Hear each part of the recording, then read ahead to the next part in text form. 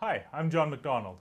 I'm an editor and trainer in academia for Editage. At Editage, we often receive questions from authors seeking our advice on how to check for plagiarism before submitting a paper for publication. Most often, the papers of these authors have either been rejected or returned with a request for major revisions on account of having 20% or more of plagiarized content.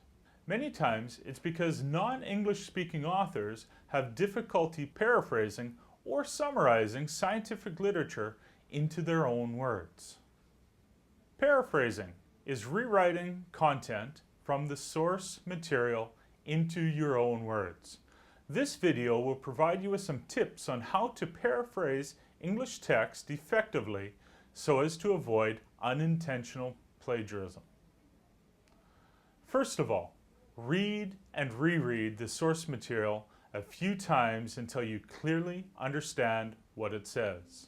As you read, you can then jot down key points as words or phrases, not as complete sentences.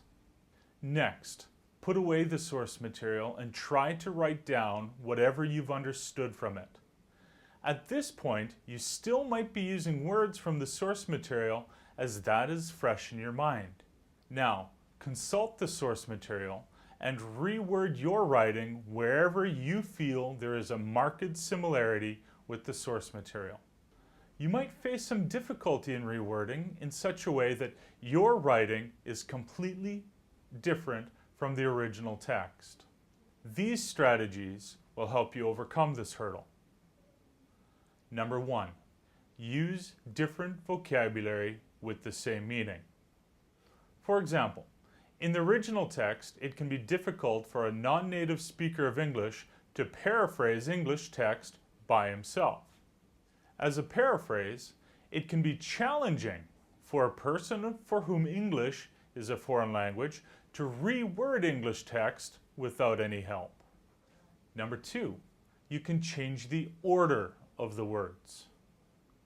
Using the example that we've already paraphrased, the original is, it can be challenging for a person for whom English is a foreign language to reword English text without any help. The paraphrase then becomes, rewording English text without any help can be challenging for a person for whom English is a foreign language. We've flipped the text. Point number 3, you can use different grammar. For example, you could change some of the words in the original sentence into different parts of speech. Say if you use a verb form instead of an adjective, or a plural construction instead of singular, or an active voice in place of the passive.